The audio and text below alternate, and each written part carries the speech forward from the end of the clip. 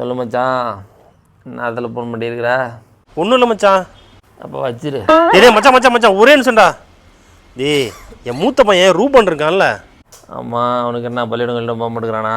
2 முட்டாய் வாங்கி கொடுத்து அனுப்பிச்சி விட்றா. டேய் அவன் ஸ்கூல் போகலாம் கூட பரவாயில்ல மச்சான். ஸ்கூலில் ஏதோ ஒரு பிள்ளைய லவ் பண்ணுறானாண்டா. என்னை கல்யாணம் பண்ணி நான் போட்டு ஒரே டார்ச்சர் பண்ணிட்டுருக்கான்டா மச்சான்.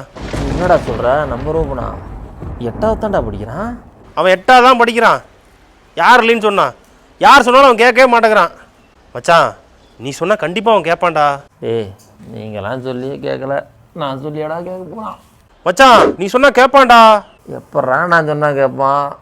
மச்சான் 36 வயசு ஆகியும் கல்யாணம் ஆசையே இல்லாமல் இருக்கிற.